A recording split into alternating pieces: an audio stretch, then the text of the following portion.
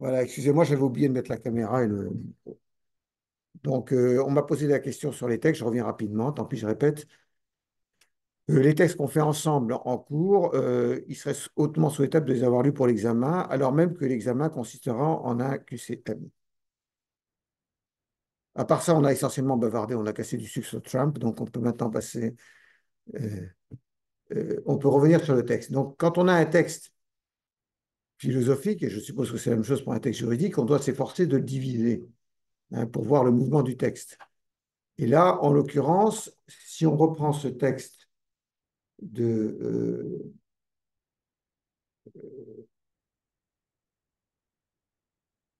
juste une minute, je suis bien enregistré quand même, parce que ça aussi, c'est...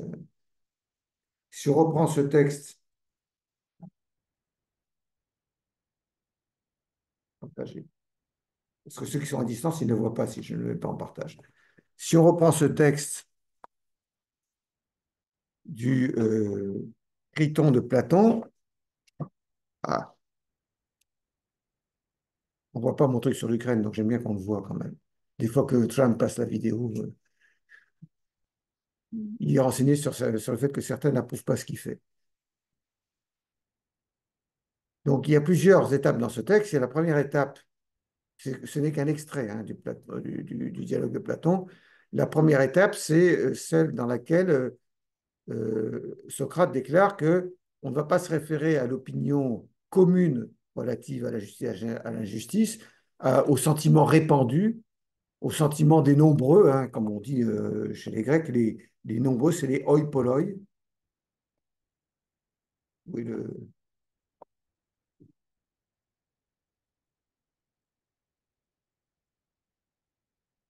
écrit dans le, putain.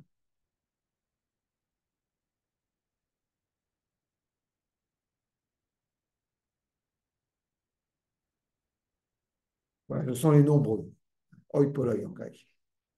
Donc, on ne va pas se référer à ce que les gens estiment communément être juste ou injuste. Parce qu'effectivement, ce que les gens estiment communément juste ou injuste, euh, si, décidément, ça ne va pas. Si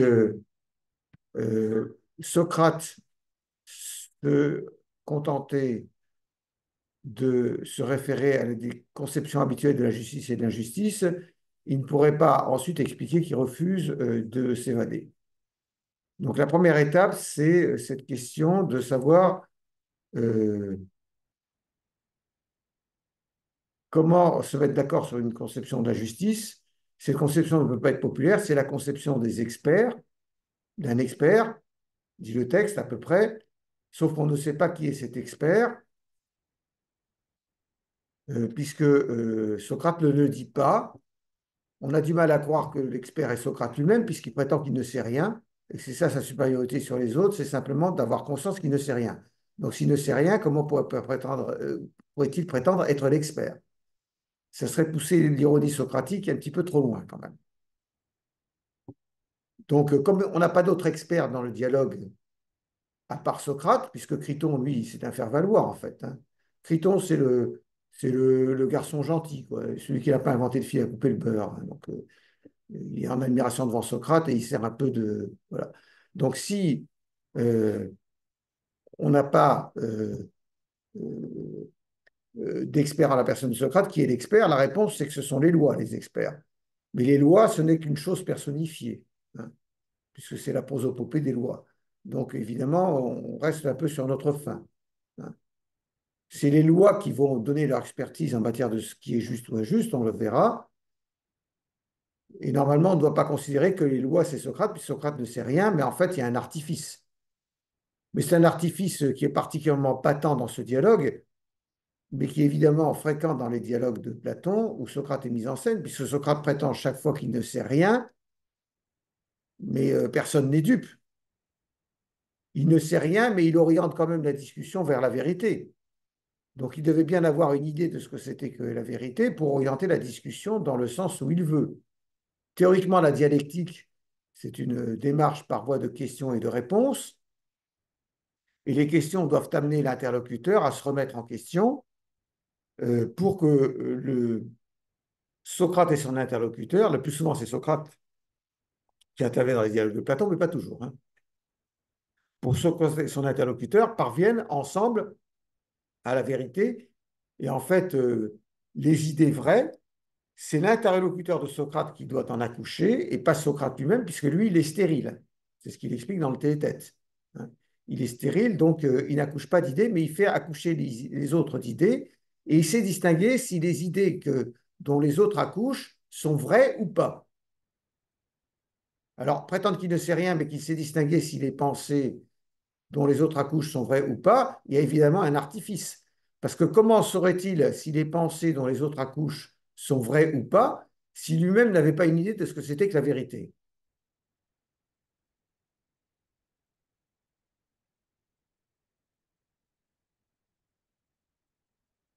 Donc c'est un artifice dans les dialogues de Platon, qui tient au fait que Socrate est le maître, mais qu'en même temps, il a toujours professé ne rien savoir.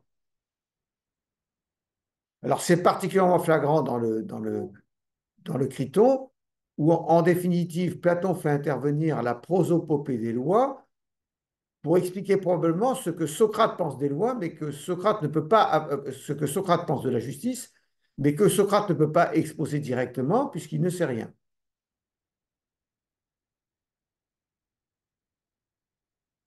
Donc ça, c'est la première étape. On ne se réfère pas à la définition populaire de la justice. On cherche ce que c'est véritablement la justice, ce que c'est que la justice en vérité, tel que quelqu'un qui s'y connaîtrait en termes de vérité définirait la justice. Deuxième étape, la justice en vérité n'est pas donc ce que le peuple croit. Le peuple croit qu'il y a réciprocité. Il considère que la justice est une forme de réciprocité, c'est-à-dire que le peuple se rallie à l'idée œil pour œil, dent pour dent, c'est-à-dire à la loi du talion.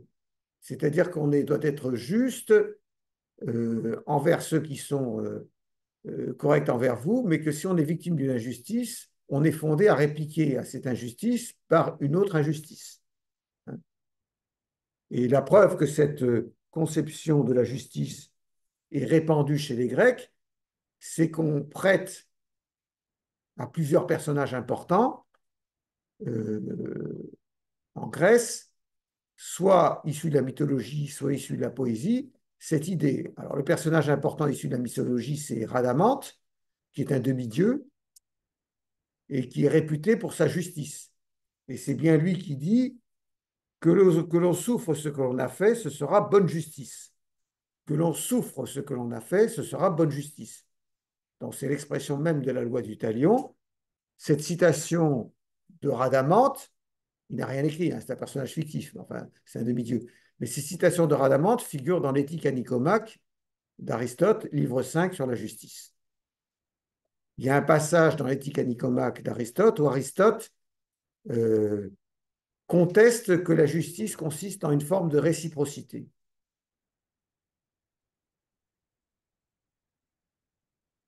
Il dit que la justice, ce n'est pas la réciprocité, mais il ajoute que c'est vrai que dans les contrats, dans les échanges volontaires, euh, il faut peut-être une certaine réciprocité au départ pour que le contrat soit viable, dirons. Il ne s'exprime pas en juriste. Et c'est là-dessus, c'est ce passage de l'Éthique à Nicomaque d'Aristote, que saint Thomas d'Aquin se fondera pour dire qu'il y a chez Aristote une justice commutative qui doit présider à la formation des contrats, ce que Aristote n'a jamais dit. Le concept de justice commutative n'existe pas chez Aristote.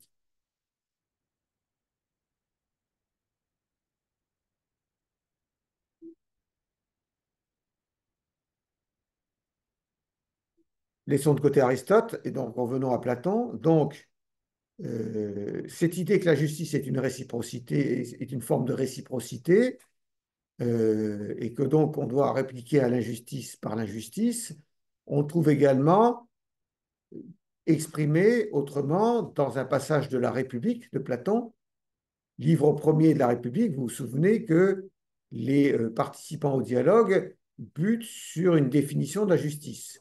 Avant que Thrasymachus ne saute comme un lion sur Socrate et lui explique que la justice, c'est l'intérêt du plus fort ou l'utilité du plus fort, il y a une discussion entre Socrate et un jeune homme qui s'appelle Polémarque sur la question de savoir ce qu'il faut entendre par justice. Parce que Polémarque a dit que, ben oui, la justice, c'est évident, c'est ce que le poète Simonide, célèbre poète grec, a dit, c'est rendre, restituer à chacun, j'utilise plutôt je traduis littéralement le grec, plutôt restituer à chacun ce qui lui est dû. C'est ça la justice. Restituer à chacun ce qui lui est dû. Hein. J'avais dit, j'ai déjà cité cette phrase en disant que les juristes sont tellement contents de dire que la justice c'est sum cuique tribuere, comme si c'était les Romains qui avaient inventé ça, mais on avait déjà ça dans la République de Platon. Hein. Et évidemment, cette définition, parce que comme je vous l'ai dit, ce qui est important avec Socrate, c'est que quand on affirme une idée, il faut préciser, il faut justifier. Et donc, comme Polémarque, qui se fait l'interprète de la pensée de Simonide, ne dit pas ce qu'il faut entendre par ce qui est dû à quelqu'un, mais qu'est-ce qui est dû aux gens? Qu'est-ce qui est dû à chacun? Polémarque ne sait pas. Donc, Socrate le pousse dans ses retranchements en lui demandant de préciser ce qui est dû à chacun. Et finalement, Polémarque, à un moment donné, pressé de questions par Socrate, répond qu'en fait, ce qui est dû à chacun, c'est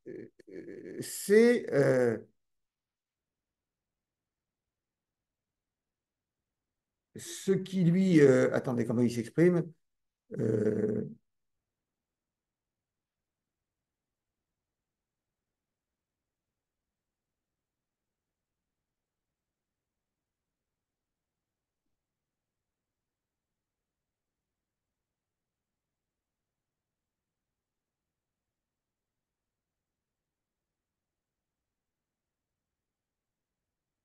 La phrase, c'est il est juste de restituer à chacun ce qu'on lui doit. C'est ça la phrase. Il est juste de restituer à chacun ce qu'on lui doit. Ça, c'est la phrase de Simonides. À chacun ce qu'on lui doit. Mais qu'est-ce qu'on lui doit? Et finalement, Polémarque dit ce qu'on lui doit, c'est ce qui lui est dû. Par exemple, dans un prêt, c'est de restituer la chose qui a été prêtée. Il faut rendre à chacun ce qui lui appartient, ce qui lui est dû, ce qui lui appartient en fait. Et donc, il donne l'exemple d'une arme qu'on a empruntée à un ami et qu'on doit lui restituer. Et Socrate n'est pas satisfait par cette explication parce qu'il dit, si on reviendra là-dessus ultérieurement à un autre propos, mais maintenant, si l'ami entre-temps est devenu fou, est-ce qu'il faut lui restituer l'arme qui lui appartient, avec laquelle il va pouvoir tuer ou blesser des gens, ou se tuer ou se blesser lui-même? Donc, Polémarque dit oui, effectivement, il y a un problème là.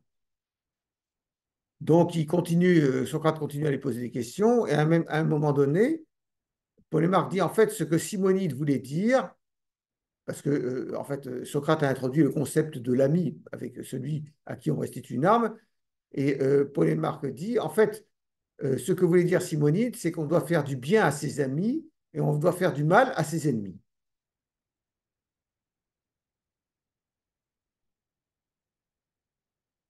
C'est ça la justice. Parce que ce qui est dû aux ennemis, c'est du mal, ce qui est dû aux amis, c'est du bien. Donc ça rejoint un peu la formule de Radamante. Il s'agit de faire de la justice euh, une forme de réciprocité, ce qui signifie que si un ennemi vous a infligé du mal, il faut répliquer œil pour œil, dent pour dent.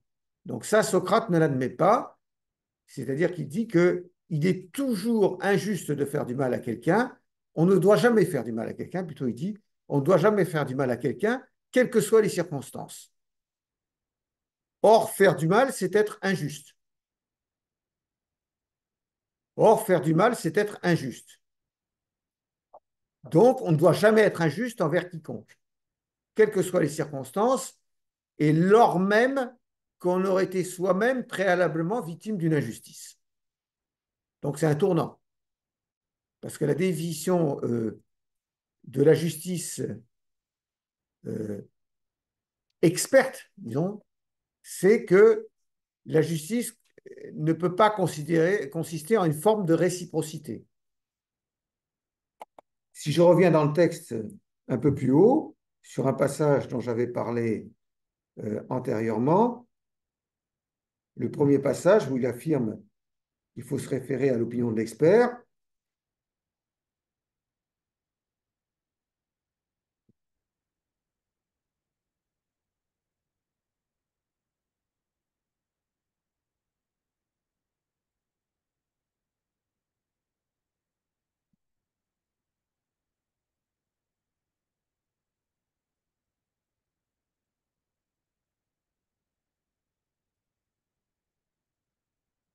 il ne faut pas, mon excellent Criton, nous mettre si fort en peine de ce que la multitude, c'est-à-dire les hoi polloi, les nombreux, dira de nous, mais bien de ce que l'homme compétent sur le juste et l'injuste, dont l'expert, dont on ne sait pas qui c'est, notre seul juge, et la vérité même en pourront dire. C'est-à-dire qu'il y a un rapprochement entre la justice et la justice et la vérité, c'est-à-dire qu'en fait, il faut s'intéresser à ce qui est véritablement juste, à ce qui est juste selon la vérité. Hein. C'est ce lien traditionnel entre la justice et la vérité qu'on trouve dans la philosophie grecque de Héraclite d'Éphèse, de Platon ou plus tard d'Aristote, avec certaines nuances concernant Aristote, mais que récusent au contraire, comme vous le savez, les sophistes, qui dissocient justice et vérité, puisque selon les sophistes, il n'y a pas de vérité, à chacun sa vérité. Donc il ne peut pas y avoir de justice, expression d'une vérité de justice par elle-même. Hein, l'homme est la mesure de toutes choses, de celles qui sont en tant qu'elles sont et de celles qui ne sont pas en tant qu'elles ne sont pas. Oui, je vous en prie. Est-ce qu'il y a une différence entre la vérité humaine et la vérité judiciaire ou pas? Alors là, je ne comprends pas la question. Bah, La c'est-à-dire, justice est faite par des hommes, non? oui, c'est-à-dire, est-ce qu'il y a une différence on va dire, entre dit la justice en tant que vérité et ce qui est la vérité en dehors de la justice?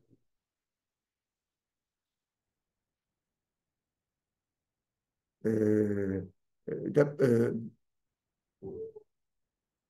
Est-ce que c'est la même vérité? euh, En fait, je vais vous répondre en platonicien, puisque je ne vais pas développer à nouveau le point de vue d'Héraclite d'Éphèse, mais si on si on développe le point de vue de Platon, rien n'est plus propre à la sagesse que la vérité. Hein. Donc, le philosophe, c'est celui qui connaît la vérité. D'accord? Et donc, la vérité, ce sont quoi pour Platon? Ce sont les formes intelligibles, ce sont notamment les formes intelligibles. Hein. Les formes intelligibles, ça s'applique à un cheval ou à une table, mais ça s'applique aussi aux attributs, comment dirais-je, aux prédicats, comme la justice, comme la beauté, comme la bonté. Donc, il y a une justice en soi, et cette justice en soi, c'est la seule justice véritable pour Platon. La justice, les lois de la cité, ce n'est pas la justice véritable. Les lois de la cité, elles peuvent être conformes à cette justice véritable ou ne l'être pas. Hein. Est-ce que ça répond à votre question?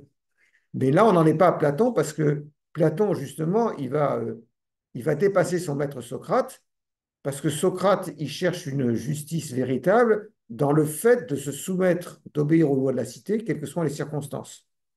Hein.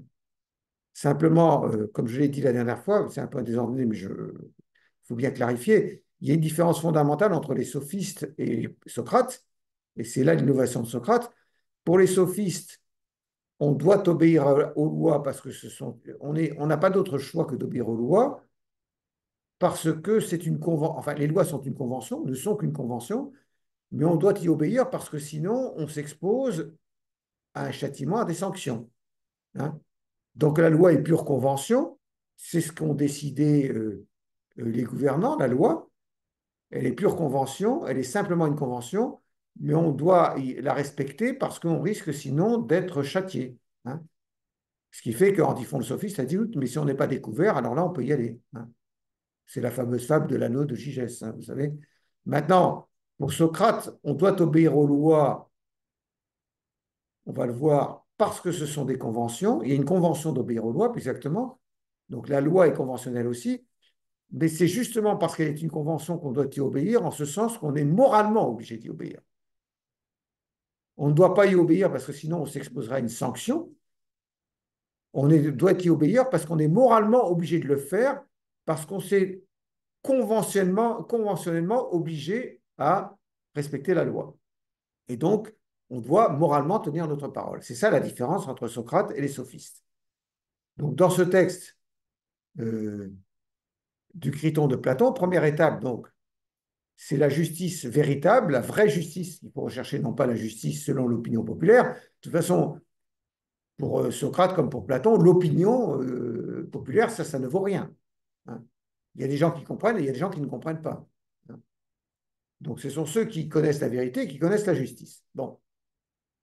Et selon cette conception vraie de la justice, on ne saurait jamais répondre au mal par le mal, Et donc, on ne saurait jamais être injuste en aucune circonstance.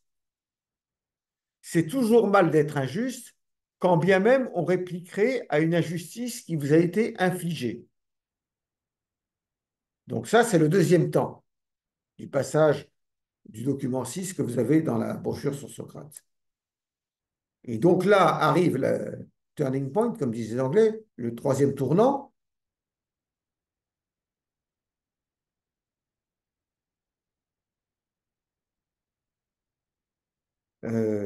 qui consiste à dire, c'est là qu'intervient la notion de convention.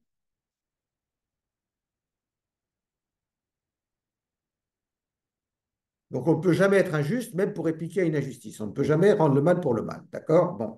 Ensuite, voilà, intervient un nouveau tournant, un nouveau tournant. Ah, putain.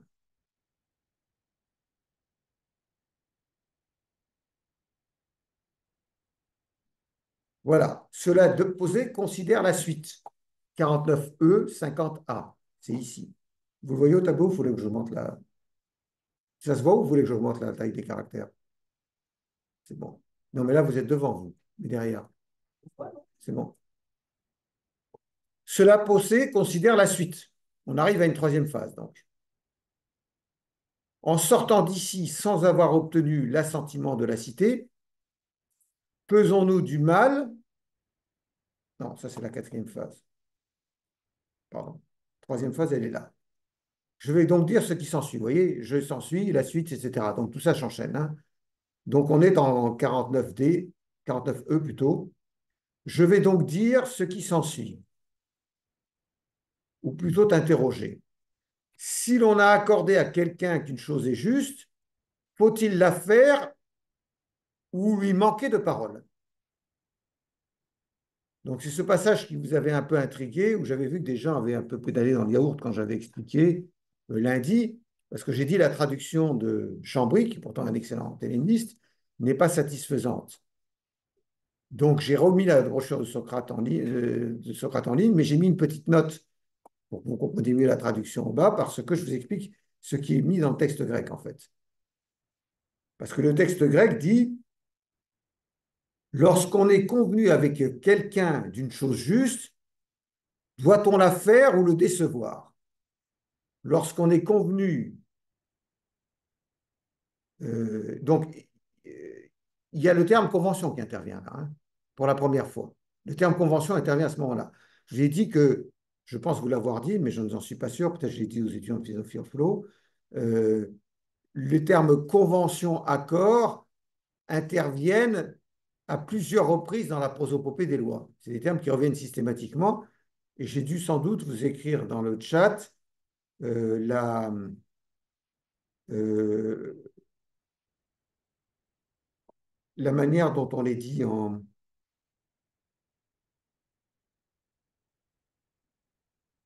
Bah, c'est pas vrai ça, putain. Ah, voilà. La manière dont on dit accord ou convention en grec, je vous l'avais écrit ou pas? Synthéké homologa. Synthéké homologa. Donc je crois que c'est dans le chat de lundi dernier. Sun, je vous l'ai écrit en caractère latin, évidemment.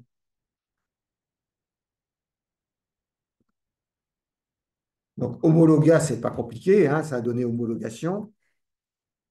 Et donc homologa, ça veut dire accord. Et synthéké, ça veut dire convention. Donc là, dans ce euh, passage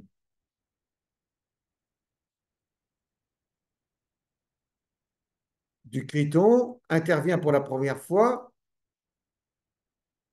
le terme de convention, si l'on, ou plutôt le terme d'accord, hein, si l'on a accordé à quelqu'un. C'est-à-dire, Socrate utilise le terme, le verbe homologein, qui veut dire être d'accord. Donc, voilà, vous voyez peut-être en grec, je ne sais pas si vous arrivez à déchiffrer le grec, c'est ce terme-là. C'est le verbe homologein conjugué à l'optatif. Voilà. Donc, si quelqu'un, tis, ça veut dire quelqu'un en grec, tis, si quelqu'un est convenu d'une chose juste, doit-on la faire ou le décevoir? Voilà ce que dit littéralement Socrate. C'est-à-dire, et c'est très important parce que c'est de là que commencent les ambiguïtés avec ce texte, qui est très important, mais il est important aussi d'étudier ensemble peut-être, parce que ça vous montre combien un texte philosophique peut être qui est riche du point de vue du style et de la beauté et de la pensée, peut être en même temps ambigu. Il soulève des difficultés parfois bien supérieures à celles qu'on peut trouver dans la lecture d'un arrêt de la Cour de cassation. Parce que ce que dit Chambry, Chambry traduit différemment. Il traduit par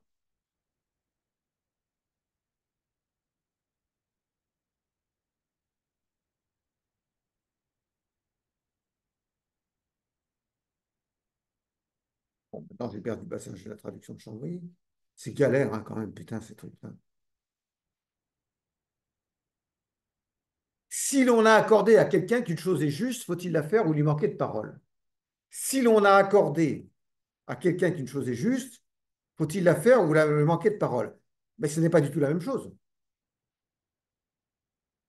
Parce que ce n'est pas la même chose de dire si l'on est d'accord, si l'on est convenu d'une chose juste, faut-il la faire ou manquer à sa parole?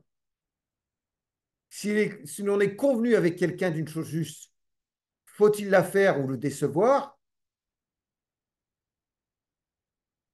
Ce n'est pas du tout la même chose que de dire, c'est comme ça que traduit Gernet à la collection des belles lettres, et ça me paraît plus exact, que de dire comme Chambry, si l'on a accordé à quelqu'un qu'une chose est juste, faut-il la faire ou lui manquer de parole? Parce que ce que la traduction de Chambry laisse entendre que dès lors qu'on est d'accord pour qualifier quelque chose de juste, peu importe que ça le soit ou pas, hein, mais dès lors qu'on est d'accord pour considérer artificiellement que quelque chose est juste, peu importe que ça le soit ou non, il faut respecter sa parole. Tandis que ce que le texte grec il dit, c'est dès lors qu'une chose est juste et que dès lors qu'on est convenu d'une chose juste avec quelqu'un, faut-il respecter sa parole ou pas? Ça n'est pas pareil. C'est-à-dire que dans le texte grec, ce qui est dit, c'est que la chose est juste et on est tombé d'accord de la respecter en tant qu'elle est une chose juste. Est-ce qu'on doit manquer à sa parole ou pas? Tandis que la traduction de Chambry dit on est, on est, on s'est mis d'accord sur le fait qu'une chose serait juste, doit-on respecter sa parole ou pas? Ça n'est pas du tout pareil. Parce que dans un cas, dans la traduction de Chambry, ça veut dire que peu importe que la chose soit véritablement juste ou pas, dès lors qu'on on est tombé d'accord pour tenir sa parole, dès lors qu'on a passé une convention à ce sujet. Tandis que dans le texte grec, c'est une chose, il y avait une chose juste, on était d'accord pour la respecter, donc il faut la respecter. Ça n'est pas pareil. Alors vous direz, je ne comprends pas cet abstrait. Mais si, c'est important parce que la question qui se pose après, dans la suite, c'est est-ce que la loi doit être respectée par le citoyen de la cité et au premier chef desquels par Socrate, parce que la loi est porteuse d'une justice, ou est-ce que la loi doit être respectée simplement parce que on s'est engagé à le faire? Oui. Dans le texte grec, il y a un préalable qui porte sur la discussion de savoir si la chose est juste ou pas. Euh, Pas à cet endroit-là, mais après, dans la prosopopée des lois, on va voir que les lois qui s'adressent à Socrate insistent sur le fait qu'elles sont justes, qu'elles sont bénéfiques aux citoyens. Je ne sais pas si ça répond à votre question, non? Selon la traduction du texte grec, Non, à cet endroit-là, il faut faire attention à la traduction. À cet endroit-là. À cet endroit-là, il faut faire attention à la traduction. C'est-à-dire que je pense que la traduction de Chambry, malgré tout le respect et la considération que j'ai pour Chambry, je trouve que c'est un brillant traducteur de Platon. Mais là, je pense qu'il a sacrifié l'exactitude à l'élégance et que ça amène à un contresens. Parce que le texte grec est quand même. Mais le texte grec comment dirais-je, il est sibyllin. Hein, parce que il y en a qui traduisent, comme les anglo-saxons, ils traduisent si l'on est convenu de faire quelque chose, pourvu qu'elle soit juste, doit-on respecter sa parole ou pas? Si l'on est convenu qu'une chose, si l'on est convenu d'une chose, pourvu qu'elle soit juste, provided, c'est l'anglais, pourvu qu'elle soit juste, alors doit-on la faire ou non? Donc, ils introduisent une espèce de proposition incidente pour bien insister, vous voyez? Mais le texte grec n'insiste pas comme ça. En fait, il utilise un participe, le texte grec, Platon utilise un participe qui veut dire une chose existant comme juste. Donc là, il y a un problème. Est-ce qu'on doit sacrifier l'élégance à l'exactitude ou pas? Donc les Anglais et certains Français s'en tirent avec une périphrase. Si vous prenez la traduction du dialogue de Platon, donc Criton, par Luc Brisson, dans les œuvres complètes de Platon, qui est un excellent traducteur évidemment aussi, lui, il fait comme les Anglais, c'est-à-dire il dit pourvu que la chose soit juste, pour que ce soit bien clair, afin qu'il n'y ait pas d'ambiguïté sur ce que Socrate a dit. Mais bon, Chambry est un traducteur de la première moitié du XXe siècle, Luc Brisson est un traducteur de la fin du XXe siècle, du début du XXIe.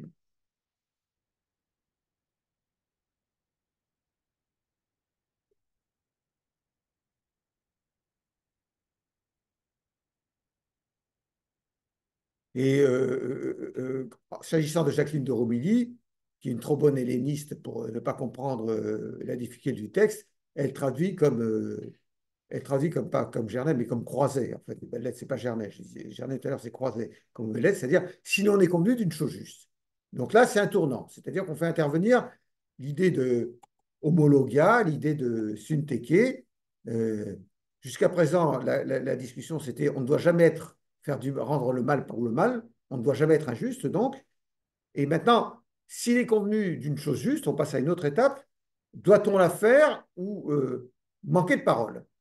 Criton, il faut la faire. Alors, cela posé, considère la suite. Continue à avancer. Hein.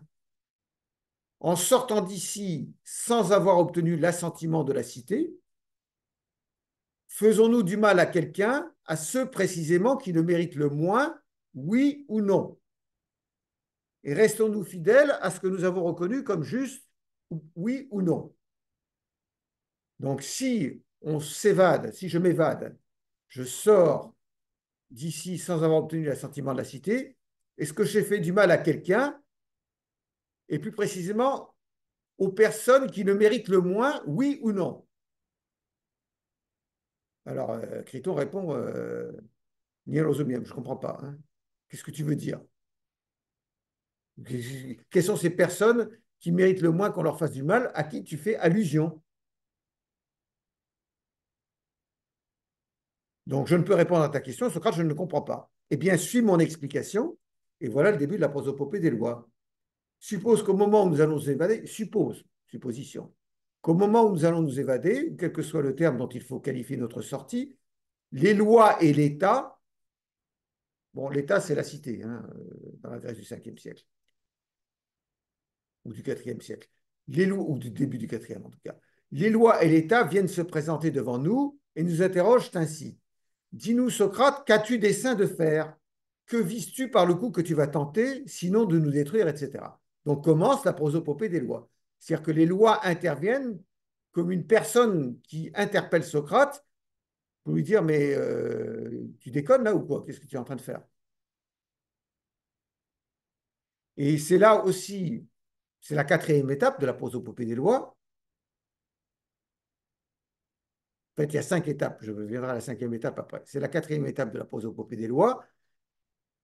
C'est la quatrième étape de ce texte plutôt, c'est le début de la prosopopée des lois. Mais la prosopopée des lois comporte, on le verra, 2 parties. C'est pour ça que j'ai 5 étapes. Donc je répète. Première étape, la justice, c'est la vérité, et pas autre chose. Deuxième étape, selon la justice véritable, on ne doit pas répondre au mal par le mal, et donc on ne doit pas être injuste envers quelqu'un, même si cette personne a été injuste envers vous. Troisième étape, si on est convenu d'une chose juste, faut-il le faire ou manquer à sa parole? Réponse, il faut le faire.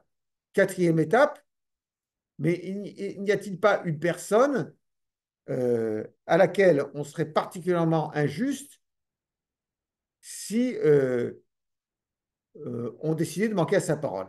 Criton dit, je ne sais pas qui. Ben, les lois. Voilà, les lois. Donc les lois interpellent Socrate. Et alors là, à ce moment-là, on est donc en 50A, on est ici. Il faut bien comprendre qu'ici, on change de style parce que jusqu'à présent, c'était la méthode socratique traditionnelle, question-réponse. Tandis que là, les lois vont se lancer dans un discours. Ce n'est plus Criton qui répond. C'est maintenant, la conversation se continue entre les lois et Socrate. Le problème, c'est que Socrate, il n'a rien à dire, en fait. Les lois se lancent dans une longue tirade et Socrate peut juste acquiescer comme ça. Mais il ne peut pas se poser de questions. Il peut juste adhérer. Donc, à la dialectique du départ succède une forme de style autre. C'est une rhétorique cette fois-ci. C'est la rhétorique, c'est un discours. Hein. Un discours unilatéral des lois. Et ça s'explique non seulement par le fait qu'il faut faire parler les lois, mais ça s'explique aussi par une autre raison, c'est que euh, les lois vont être présentées dans cette prosopopée des lois euh, comme quelque chose de supérieur par rapport à Socrate. Il n'y a pas d'égalité entre le citoyen, Socrate, et les lois. Il y a un rapport d'inégalité entre eux, voire un rapport d'esclavage. Donc on n'est pas du tout dans la thèse du contrat social de la philosophie des Lumières. Si vous savez, dans le contrat social, dans la philosophie des Lumières, euh, les, euh, les hommes euh, conviennent d'entrer dans une société civile, dans un état civil, et conviennent d'une forme de gouvernement dans laquelle le souverain, ils abandonnent au souverain le pouvoir le droit de se gouverner eux-mêmes, ils l'abandonnent au souverain, mais il y a une contrepartie. Ils le font pour que les droits qu'ils avaient en l'état de nature et qui étaient incertains, précaires, parce que l'état de nature, c'est l'anarchie, c'est l'état de guerre de tous contre tous, disait Hobbes. Bon, Locke ne disait pas ça, mais enfin, il y a une insécurité au minimum, voire un état de guerre de tous contre tous. Pour Hobbes, il y a une violence latente dans l'état de nature. Pour Locke, c'est pas sûr que ce soit un état de violence latente, parce que les gens ne sont pas si méchants que ça, mais enfin, il y a une insécurité. Parce que s'il y a des discussions, on ne sait pas comment les résoudre. Il n'y a personne pour arbitrer. Hein. Et donc, que fait l'État civil? Grâce au souverain, qui va décider au nom de tous, les droits vont sortir consolidés, transformés et consolidés, novés, comme on dirait en droit civil. Hein, où ils font l'objet d'une Aufhebung, comme on dirait, comme Hegel, c'est-à-dire ils sont abrogés, mais en même temps restaurés. Hein. Chez Hegel, je vous l'ai dit, Aufhebung, ça veut dire supprimer, mais en même temps transformer en autre chose. Hein. Donc il y a une transformation des droits qui sont novés, hein, au sein de la société civile. Donc il y a un donnant-donnant dans le contrat social dans la philosophie des Lumières. Tandis que là, on va voir qu'avec euh, le contrat dont on va parler là, le contrat imaginé par le citoyen, par Socrate entre le citoyen et la cité, il n'y a pas ce donnant-donnant. Donc, si on suit le texte, alors évidemment, ça nous retarde dans le cours, mais bon, il me semble que c'est quand même un texte ça vous servira plus peut-être quand même que j'analyse ce texte avec vous que de passer direct à Platon, etc. Il me semble qu'au stade d'étudiant en master, il faut un peu approfondir les choses, essayer de vous faire réfléchir. Donc, dis-nous, Socrate, qu'as-tu dessein de faire? Qu'est-ce que tu mijotes là? Et certains traduisent par qu'est-ce que tu mijotes? Que vises-tu par le coup que tu vas tenter, sinon de nous détruire, nous, les lois, et l'État tout entier, autant qu'il est en ton pouvoir? Crois-tu, en effet, sous-entendu, crois-tu qu'un État puisse encore subsister et n'être pas renversé quand les jugements rendus n'y ont aucune force et que les particuliers les annulent et les détruisent? Que répondrons-nous, crie-t-on, à cette question et à des semblables?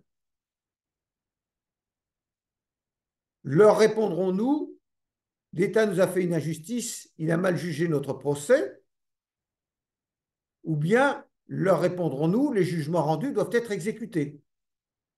Ben, il était convenu qu'il ne fallait pas répondre à une injustice par une injustice. Ça a été, Criton a reconnu qu'on ne doit jamais répondre à l'injustice par l'injustice. Donc, Criton répond, c'est cela Socrate assurément, c'est-à-dire qu'il faut répondre que euh, il y a une injustice, donc il faut répondre à l'injustice par l'injustice. Mais le problème, c'est pas ce que Socrate et Criton avaient décidé antérieurement. Donc, Socrate répond, parce que Criton est toujours dans son idée qu'il faut faire évader Socrate.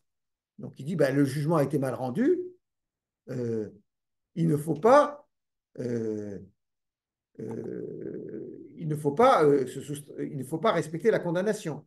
Mais le problème, c'est que ce qui a été dit antérieurement et que Criton, qui va de toute façon disparaître de la conversation à ce stade-là, le problème que ce que Socrate a dit antérieurement, qu'il dit que par l'évasion, il va détruire les lois et l'État tout entier, autant qu'il en est en ton pouvoir.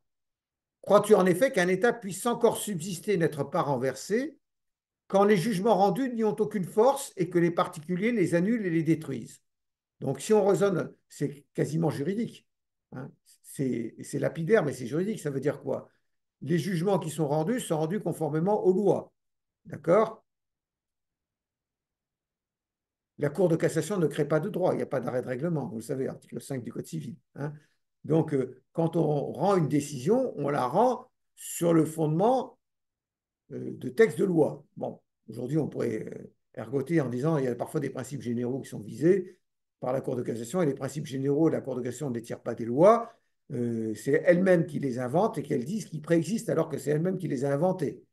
Ou alors parfois la Cour de cassation vise un texte et lui fait dire le contraire de ce que le texte dit, article 1384 devenu 1242 alinéa 1er du Code civil, on est responsable des choses que l'on a sous sa garde, la Cour de cassation y voit un principe général de responsabilité du fait des choses, alors que ça n'a jamais été ce que les rédacteurs du Code civil avaient voulu dire. Donc on peut discuter. Hein. Mais là, on n'a pas affaire à un juriste, on a affaire à un philosophe. Donc qu'est-ce qu'il nous dit? Il nous dit les jugements sont rendus en application de la loi. Donc les jugements ont autorité de la chose jugée dès lors qu'ils sont conformes à la loi. Donc si maintenant on essaie de se soustraire à un jugement, ça veut dire qu'en fait, on remet en question les lois dans leur ensemble. Car si les tribunaux ne peuvent pas faire prévaloir les lois qu'ils appliquent, si les décisions des tribunaux qui appliquent les lois ne sont pas respectées, ça veut dire que les lois elles-mêmes ne sont pas respectées. Le système légal dans son ensemble est bafoué. Et donc, à ce moment-là, si le système légal dans son ensemble est bafoué, c'est l'État qui risque d'être renversé.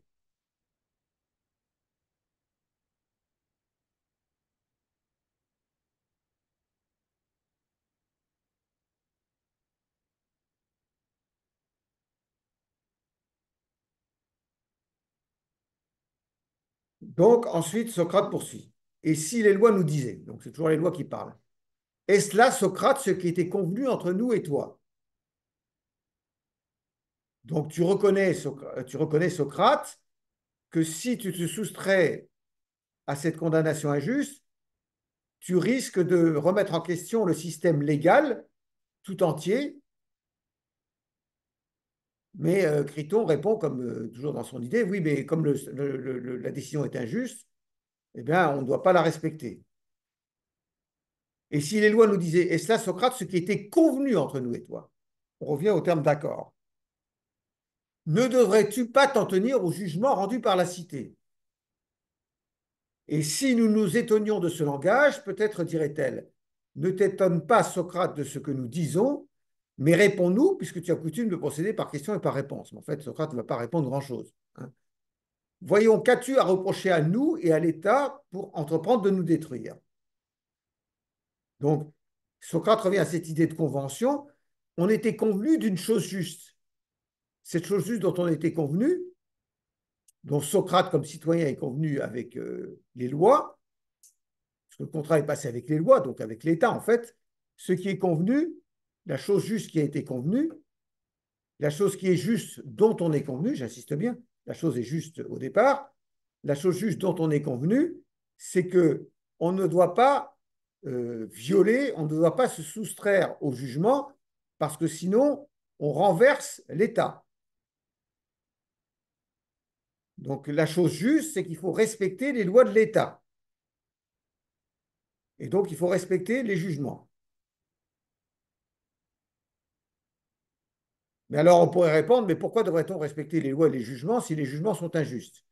Et donc là, le discours, ça consiste à dire, mais en fait, les lois sont bénéfiques pour le citoyen, et c'est pour ça qu'il doit y obéir. Donc on fait intervenir là une raison pour laquelle ce respect des lois est juste, c'est-à-dire que les lois sont bénéfiques pour le citoyen.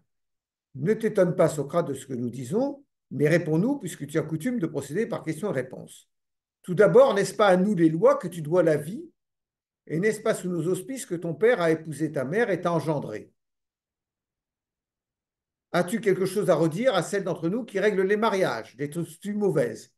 Je n'ai rien à y reprendre.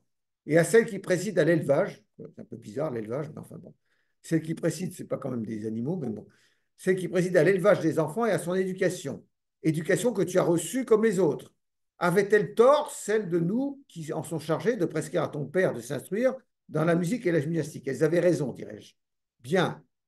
Mais après que tu es né, que tu as été élevé, que tu as été instruit, oserais-tu soutenir d'abord que tu n'es pas notre enfant et notre esclave? Terme très fort. C'est-à-dire que le citoyen, c'est le contraire d'un esclave, normalement. Puisque dans la cité grecque, la majorité de la population est en esclavage, ou composée, sinon d'esclaves, alors de métèques, c'est-à-dire ceux qui viennent d'autres cités qu'Athènes, et les citoyens ne sont qu'une minorité de la population. Mais là, le citoyen est ravalé au rang d'esclave. Hein. Vis-à-vis des lois de la cité, il est esclave. Il doit servir les lois comme un esclave. Donc le rapport n'est pas du tout égalitaire. Hein.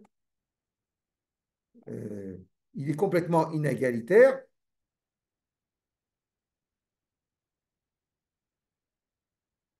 Crois-tu avoir les mêmes droits que nous et t'imagines-tu que tout ce que nous voudrons te faire, tu es toi-même le droit de nous le faire à nous? Quoi donc? Il n'y avait pas égalité de droit entre toi et ton père ou ton maître, si par hasard tu en avais un, et il ne t'était pas permis de faire ce qu'il te faisait, ni de rendre injure pour injure, coup pour coup, etc. Donc, si nous, nous voulons te perdre parce que nous le trouvons juste, tu n'as rien à dire. Tu es dans la situation d'un esclave vis-à-vis de son maître. Parce que tu nous dois tout à nous les lois. Donc je termine par là et on prendra la pause. Donc on n'est pas du tout dans la rubrique du contrat social euh, de, de, de, la philosophie des Lumières. Euh, on n'y est pas du tout pour deux raisons. Une que j'ai déjà vu développer, ce n'est pas un contrat synalagmatique, il n'y a pas un donnant-donnant. Le citoyen s'est engagé à respecter les lois de la cité, mais pas en contrepartie de droits que la cité lui donnerait. Hein. Il s'est engagé à respecter les lois de la cité parce qu'il leur doit tout. Il y a un rapport aux lois de la cité qui est plus étroit encore que le rapport que le citoyen peut avoir avec ses proches. Hein. Donc, entre la cité, entre la loi de la cité et le citoyen, il y a un rapport plus étroit qu'entre le rapport que le citoyen entretient avec ses proches. Hein. Donc, il n'y a pas cette contrepartie qu'il y a dans la philosophie des Lumières, où le contrat social a pour objet de consacrer des droits qui étaient incertains dans l'état de nature. Ça vaut pour tous les philosophes des Lumières, même pour Hobbes, qui était un partisan du totalitarisme, qui est légèrement antérieur du reste au siècle des Lumières, mais même Hobbes, qui a défendu une souveraineté absolue, il soutenait que l'intérêt de cette souveraineté absolue, c'était de consolider des droits qui étaient inexistants dans l'état de nature, des droits individuels. Alors ça vaut a fortiori pour un auteur comme Locke, hein, pour qui la finalité de l'état civil, c'est ce qu'il appelle la conservation de properties. Mais properties, pour Locke, ça veut dire la vie, la liberté et les propriétés. Donc c'est ça le but de la société civile. Donc c'est ça le but du contrat social. Donc il s'agit toujours de, bon, pour faire la démonstration pour Kant ou même pour Rousseau, hein, donc c'est toujours ça dans la philosophie du Lumière, il s'agit de consacrer des droits individuels par le contrat social. Donc la première différence, il n'est pas question du tout de droits individuels du citoyen vis-à-vis de la cité. Et deuxième différence, on voit que là, il s'agit d'un accord qui est constamment renouvelé, en fait. Depuis sa naissance, euh, il est tombé d'accord pour respecter les lois qui l'ont éduqué, qui l'ont formé, qui l'ont instruit dans la gymnastique et dans la musique. Hein. Donc, tout au long de sa vie, le citoyen obéit aux lois par un accord. ce n'est donc pas parce que le contrat social de la philosophie des Lumières, c'est quelque chose qui se produit une fois pour fonder l'État civil et décider de la forme du gouvernement. D'ailleurs, il faut bien s'entendre. Hein. Quand je dis que ça se produit qu'une fois, je ne veux pas dire que le contrat social est un fait d'expérience. Il n'y a jamais eu jamais les philosophes des Lumières n'ont prétendu que tout le monde s'était pris par la main comme ça et on dit on va fonder un État, on va fonder un État. C'est pas ça, c'est pas ça du tout. Hein. C'est en fait c'est pas un fait d'expérience, c'est un fait de vraisemblance pour des auteurs comme Hobbes, Locke ou Rousseau. C'est un fait de vraisemblance. On doit penser que les choses ont dû se passer ainsi, mais on n'en a pas la démonstration formelle, bien entendu. Et Kant ira plus loin, il dira c'est une idée de la raison. C'est une unité de la raison qui ne peut pas être vérifiée dans l'expérience. C'est juste un concept de la raison qui est nécessaire pour expliquer et justifier la souveraineté dans l'état civil. Tandis que là, on a affaire à un contrat tacite, certes, pas express, mais tacite, contrairement au contrat de la philosophie lumière, il est tacite, il n'est pas express, et il se renouvelle tout au long de la vie du citoyen. Donc ça, c'est une autre différence avec le contrat social de la philosophie des Lumières. Voilà, on prend 10 minutes de pause. Avez-vous des questions? J'ai senti qu'à un moment donné, je perdais un peu les pédales, mais j'ai rattrapé, donc je pense que c'est bon maintenant. Ça va? 10 minutes de pause, donc.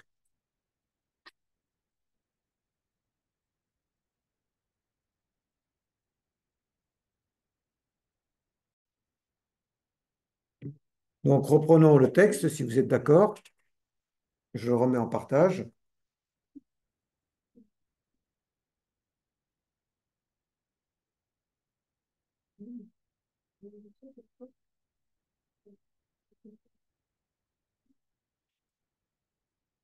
Donc, il y a toute une longue tirade pour expliquer qu'en fait, le citoyen doit tout à la cité. Un citoyen comme Socrate doit tout à la cité et donc aux lois, qu'il y a un rapport plus étroit entre le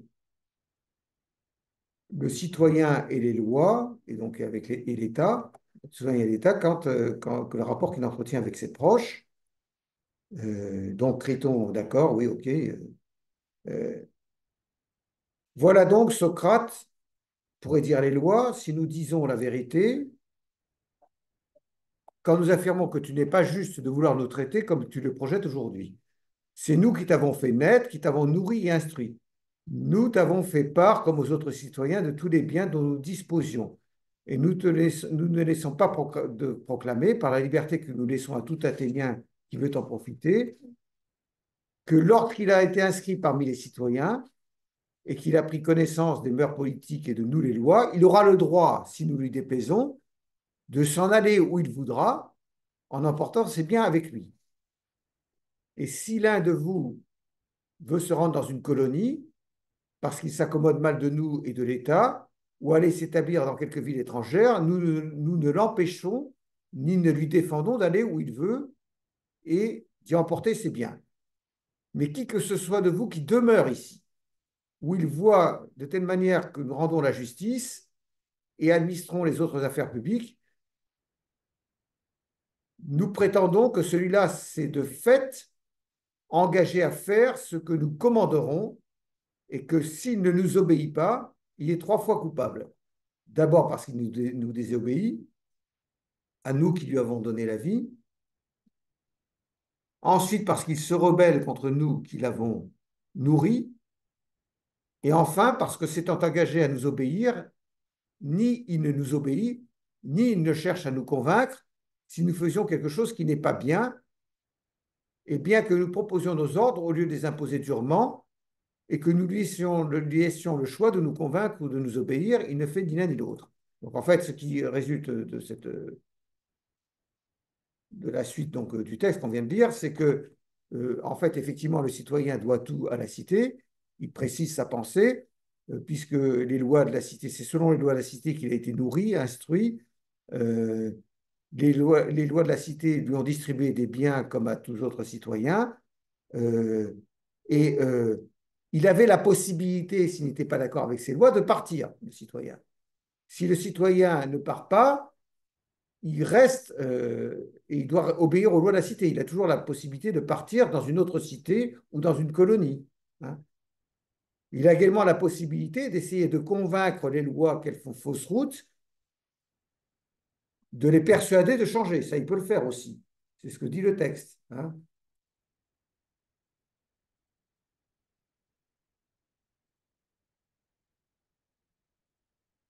Au lieu de, s'il est sur le choix de nous convaincre ou de nous obéir. Donc, il peut, le citoyen peut, a toujours la possibilité soit de partir s'il est en désaccord avec les lois, soit de, et puis oh, il y a persuasion ici aussi, soit de persuader euh, les lois de changer, hein, par des voies légales, évidemment.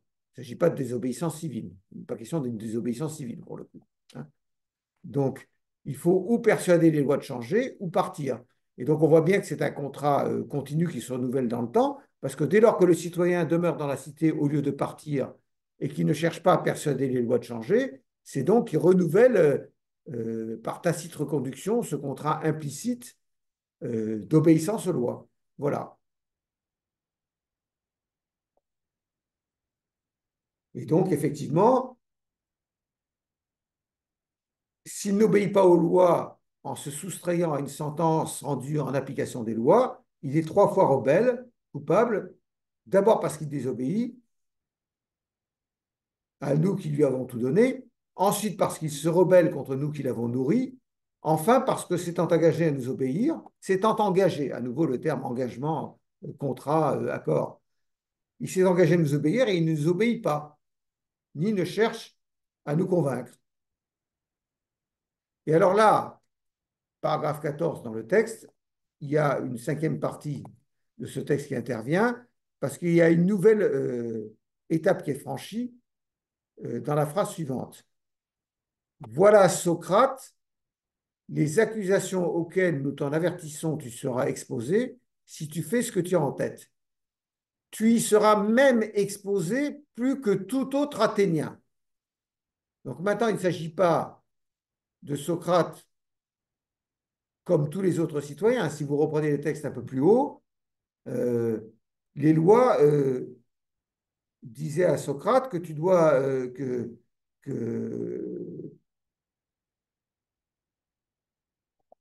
madame,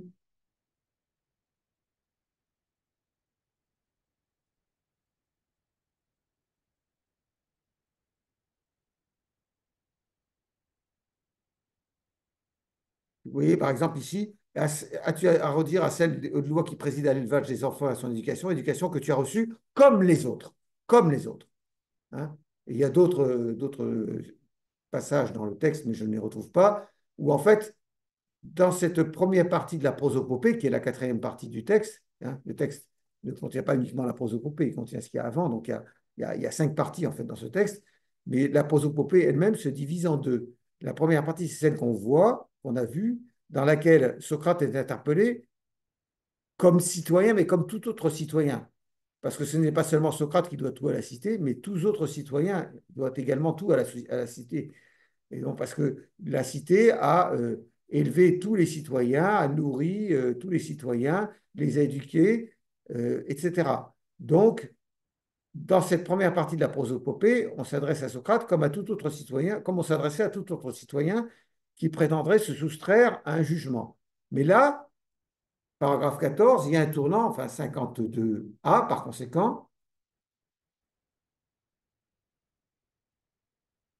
tu y seras exposé même plus que tout autre Athénien. Et si je leur demandais la raison, peut-être me gourmanderait-elle justement, bon, me réprimanderait-elle, ce serait peut-être un peu moins vieillot, hein, peut-être me réprimanderait-elle en me rappelant que plus que tout autre Athénien, je me suis engagé à leur obéir. Moi, je me suis engagé, Socrate, à obéir aux lois plus que tout autre Athénien. Elle pourrait me dire, nous avons, Socrate, de fortes preuves que nous te plaisions, nous et l'État. Et en effet, tu ne serais pas resté dans cette ville plus assidûment que tout autre Athénien, si elle ne t'avait pas agréé plus qu'à tout autre, au point même que tu n'en es jamais sorti pour aller à une fête, sauf une fois à l'isthme, C'est une référence à la fête qui s'est déroulée au Pirée, où Socrate était, par laquelle débute la République. Hein. Ni quelque part ailleurs, si ce n'est en expédition militaire. Effectivement, Socrate est sorti d'Athènes pour obéir en tant que soldat aux ordres que la cité avait donnés pour défendre Athènes contre Sparte dans certaines batailles. Et donc là, il était hors de la cité. Mais sinon, il est toujours resté à Athènes. Il n'a pas pérégriné.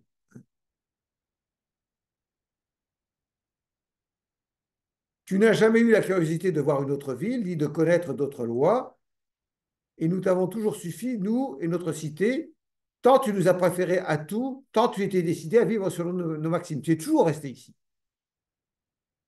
Tu as même eu des enfants dans cette ville, témoignant qu'elle t'est blessée. Je rappelle que Socrate a 69 ans au moment de son procès, ou 70 ans, 69, 70 ans. Donc ça fait un bail, si j'ose dire, qu'il est à Athènes quand même. Hein. Donc il a eu 10 000 occasions de quitter Athènes. Hein. Il y a plus même. Même dans ton procès, tu pouvais, si tu l'avais voulu, te taxer à la peine de l'exil, parce que Socrate vous savez, le procès de Socrate, il se déroulait en deux parties, comme tout procès athénien. Première partie du procès, Socrate est-il coupable ou pas? Des chefs d'accusation qui sont dirigés contre lui. Seconde partie, Socrate doit se proposer une peine au tribunal. Hein. Donc, de la première partie, il a été déclaré coupable. Ensuite, il n'a pas proposé d'exil à ses juges, il a proposé d'être entretenu aux frais de la cité, je ne sais plus au pied de quel temple. Hein. Donc, ou éventuellement à une amende dérisoire. Hein. Il n'a donc pas proposé d'exil. Donc, c'est donc qu'il n'avait pas envisagé à aucun moment de quitter la cité, même au moment de son procès. Tu te vantais alors de voir la mort avec indifférence. Et là, vous voyez un glissement dans cette prosopopée des lois, c'est qu'on passe vraiment au cas personnel de Socrate. Parce que qui s'est vanté de voir la mort avec indifférence? C'est Socrate dans le dialogue de Platon qui s'appelle l'Apologie de Socrate. À un moment donné, dans l'Apologie de Socrate, Platon fait dire à Socrate qu'il ne craint pas la mort parce qu'il ne sait pas ce qui se passe après qu'on a trépassé. Il ne sait pas ce qui se passe après qu'on a trépassé, donc il ne pourrait pas craindre quelque chose dont il ignore tout. Donc il ne craint pas la mort. Mais ça, c'est Socrate, ce ne sont pas les autres citoyens. De même que c'est Socrate qui n'a pas proposé la peine de l'exil alors qu'il avait été déclaré coupable.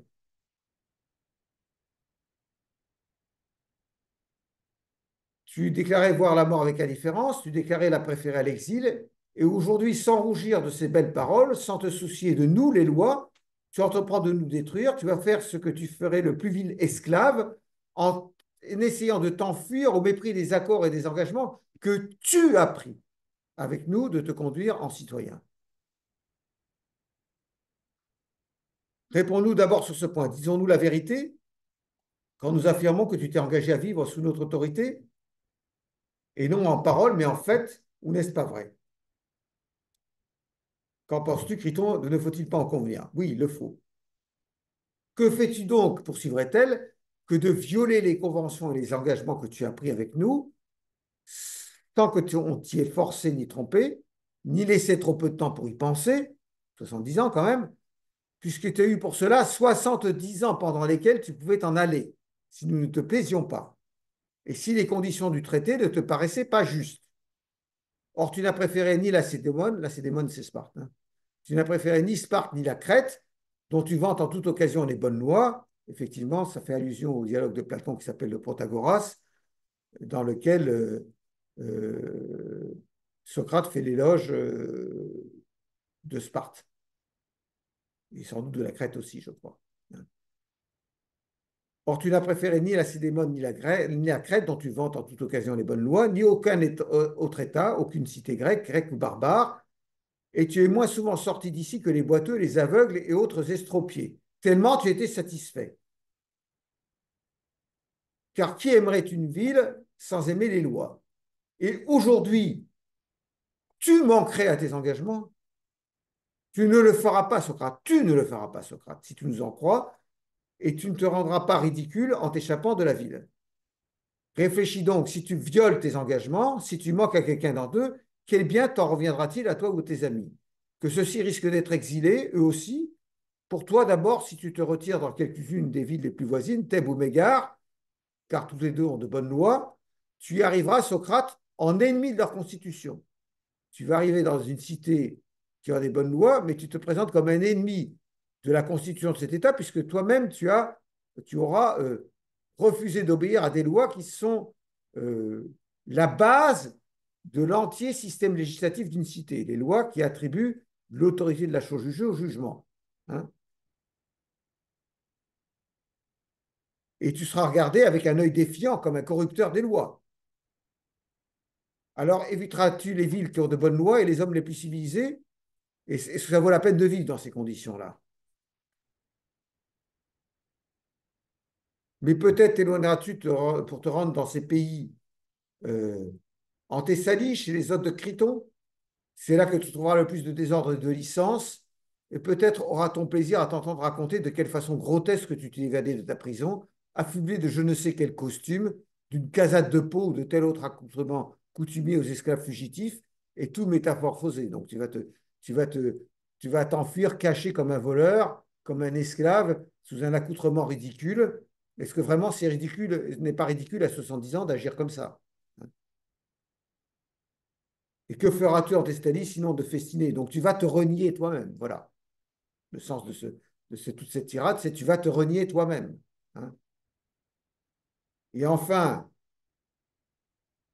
donc il y a quand même une sixième partie dans le texte, une troisième partie de la prosopopée des lois, parce qu'on va dans une troisième partie, mais la troisième partie, elle est superfétatoire.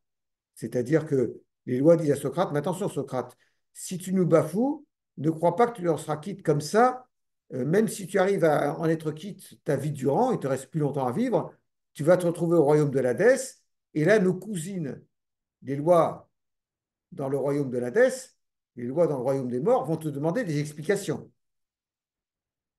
Donc là, tu vas payer. Hein. Même si tu ne payes pas pendant le peu de temps qui te reste à vivre, tu vas payer après. Donc il y a invocation d'un argument religieux, hein, comme chez Xénophon. Mais de même que chez Xénophon, dans les Mémorables, l'argument religieux est superfétatoire. C'est un argument qui vient en plus. Hein. Car si tu fais ce qu'on te propose, il est manifeste que dans ce monde, ta conduite ne sera pas meilleure, ni plus juste, ni plus sainte, et tu ne t'en trouveras pas mieux quand tu arriveras là-bas, à Hadès. Si tu pars aujourd'hui pour l'autre monde, tu partiras condamné injustement, non par nous, les lois, mais par les hommes. Si au contraire tu t'évades après avoir vilainement répondu à l'injustice par l'injustice, euh, nos sœurs, les lois de l'Hadès, pas les cousines, c'est les sœurs, bon, ne t'accueilleront pas favorablement, sachant que tu as tenté de nous détruire. Donc tu vas avoir des comptes à rendre aux dieux, en fait.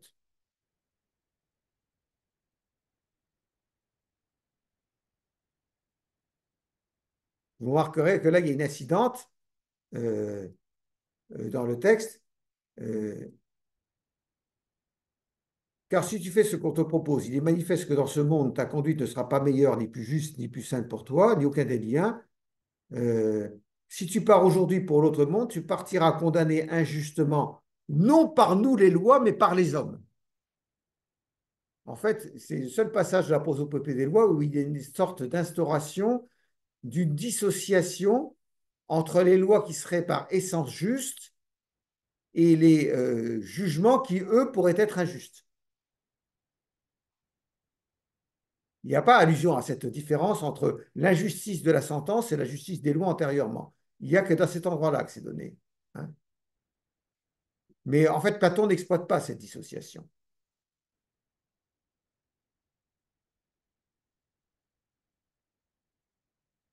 Oui,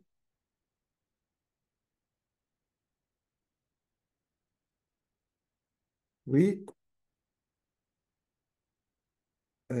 Car si tu fais ce qu'on te propose, c'est-à-dire si tu t'évades, c'est paragraphe 16 là qui est à l'écran, il est manifeste que dans ce monde, ta conduite ne sera pas meilleure, ni plus juste, ni plus sainte, ni pour toi, ni pour aucun des tiens, et que tu ne te trouveras pas mieux quand tu arriveras là-bas, c'est-à-dire dans le royaume de l'Hadès. Si tu pars aujourd'hui pour l'autre monde, donc si au lieu de te soustraire à ta condamnation, tu restes, et donc tu es condamné à mort. Si tu pars aujourd'hui donc pour l'autre monde, tu partiras condamné injustement, non par nous les lois, mais par les hommes. C'est-à-dire, si au lieu de te soustraire à ta condamnation, tu l'acceptes et tu subis la mort, tu arriveras au royaume de l'Hadès, pas comme quelqu'un qui a bafoué les lois, mais comme quelqu'un qui les a respectées et qui est victime d'une injustice parce que la sentence était injuste. Ce ne sont pas les lois qui sont responsables. La meilleure preuve, c'est que tu les as respectées. Ce sont les hommes qui t'ont condamné en application de ces lois qui sont responsables. Mais on ne peut pas dire que Platon exploite vraiment cette faille qu'il introduit là entre la justice des lois et l'injustice des hommes, la justice des tribunaux, en fait. Mais c'est assez intéressant de voir ça. Alors maintenant, cette tirade est très brillante du point de vue du style, évidemment, on l'apprécie d'autant plus qu'on dit le grec, mais bon, c'est pas grave. Mais la traduction de Chambry est quand même très belle. Maintenant, il y a quelque chose, il y a des ambiguïtés dans ce texte. Parce que la première ambiguïté, euh, donc c'est un petit bêta hein, dans mon plan écrit, petit bêta, ambiguïté de la doctrine socratique de l'obéissance aux lois, selon Platon. Ambiguïté de la doctrine socratique d'obéissance aux lois, selon Platon. Sous-entendu, selon Platon. Je n'ai pas mis selon Platon dans le plan parce que à ce moment-là, ça détruisait le graphisme du plan détaillé, donc c'était compliqué. Donc là, dans ce petit b contrat social, qui est le fondement de l'obéissance aux lois pour Socrate selon Platon, on avait un petit alpha exposé de la doctrine socratique et maintenant petit bêta ambiguïté de la doctrine socratique. En fait, il y a une double ambiguïté dans tout ce texte qu'on a lu. La première ambiguïté, c'est la question de savoir. Alors, dans le cours écrit, je détaille très, très précisément le cheminement hein, du raisonnement de Socrate, hein, enfin de Platon. Mais je ne vais pas détailler ça dans le cours oral. Je dirais simplement qu'il y a deux difficultés principales d'interprétation. La première difficulté, c'est qu'est-ce que ce texte veut dire exactement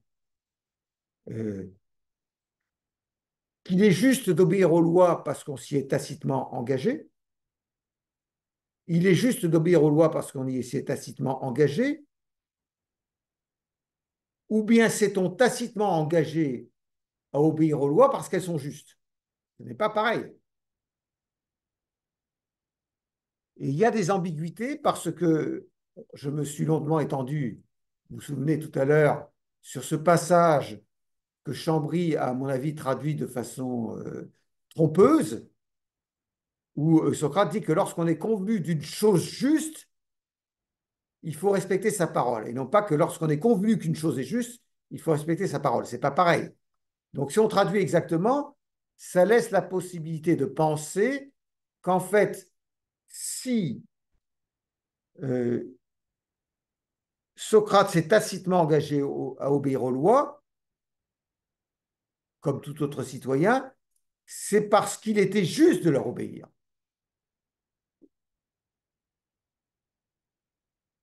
Mais on pourrait interpréter le texte autrement en disant que ce qui est juste, c'est d'obéir aux lois parce qu'on s'y est tacitement engagé. Quelle est la cause et quel est l'effet dans ce cas-là? Est-ce que c'est la convention qui est la source de la justice ou est-ce que c'est la justice qui est la source de la convention? Première ambiguïté. Je ne vais pas résoudre des ambiguïtés, hein, je vous les présente. Hein, parce qu'il y a des gens de première intelligence et de première force qui ont posé ces questions-là, dont j'ai savouré les écrits, mais je serais bien incapable de trancher la question et je pense que personne ne peut la trancher. Donc, en faveur de la première thèse, on peut citer Jacqueline de Romilly, bien qu'elle n'ait pas commis d'erreur dans la traduction comme Chambry. Elle pense que, en fait, ce qui est fondamental là-dedans, c'est l'idée d'accord. Elle dit l'accord, la convention, c'est un terme qui revient 6 ou 7 fois dans la prosopopée des lois. Donc, c'est que Platon y tient particulièrement. Et donc, l'idée, c'est qu'il est juste d'obéir aux lois parce qu'on en est tacitement convenu. Tandis que, contre cette interprétation, il y a un autre éminent helléniste, mais qui est en même temps un très grand historien de la philosophie, qui est Grégory Vlastos. Vous avez les noms là dans le. Je vais vous les mettre. Vous voyez, c'est pas envoyé, voilà. Jacqueline de Romilly d'un côté, c'est la thèse qu'elle expose dans La loi dans la pensée grecque, et Grégory Vlastos de l'autre, qui lui soutient que la seconde thèse, c'est-à-dire qu'il dit que c'est parce que les lois sont justes que Socrate s'est engagé à obéir, comme tout autre citoyen. Maintenant, il y a une deuxième ambiguïté, je vais revenir sur la première ambiguïté pour détailler un petit peu. Il y a une deuxième ambiguïté, elle est due au fait que on a vu que la prosopopée des lois proprement dite comporte deux parties plus une addition concernant le châtiment dans le royaume de l'Hadès. Or, dans la première partie, les lois s'adressent à Socrate comme elles s'adresseraient à tout autre citoyen. Tandis que dans la seconde partie, les lois s'adressent à Socrate en disant plus que tout autre citoyen, tu devrais obéir aux lois parce que sinon tu te reniais toi-même.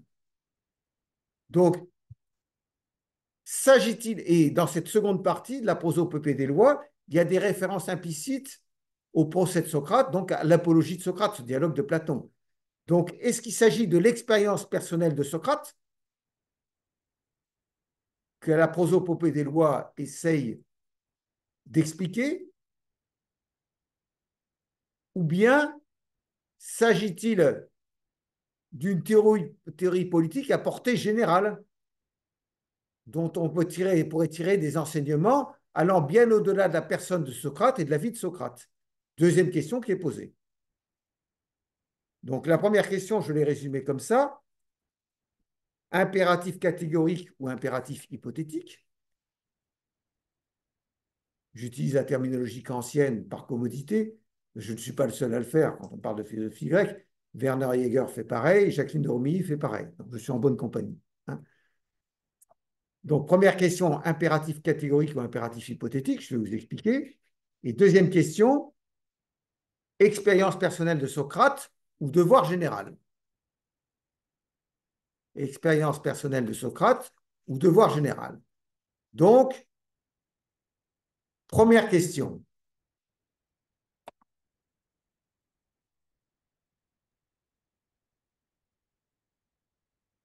Je la formule de la façon suivante, impératif catégorique ou impératif hypothétique, parce que ce que dit Jacqueline de Romilly dans son ouvrage, La loi dans la pensée grecque, c'est que,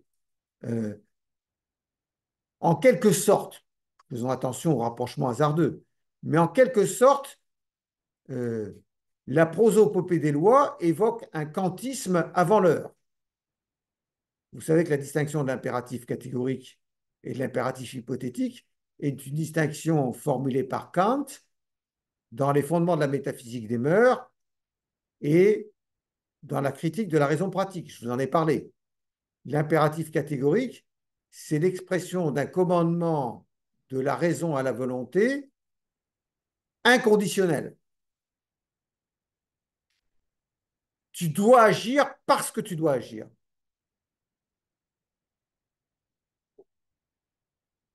C'est un commandement qui s'impose à la volonté par lui-même, en dehors de toute autre considération. Et pour Kant, l'impératif moral, il y a un seul impératif catégorique, c'est l'impératif moral, il y a un seul impératif catégorique, et il s'agit de l'impératif moral, et c'est le seul qui peut servir de fondement à la morale. Au contraire, l'impératif hypothétique, c'est un impératif en quelque sorte opportuniste qui dit si tu accomplis telle chose, il en résultera telle conséquence. Donc, n'accomplis pas telle chose pour qu'il n'en résulte pas telle conséquence, ou accomplis telle chose pour qu'il en résulte telle conséquence. Donc, pour Kant, c'est zéro, ça. Ça ne peut fonder aucune morale.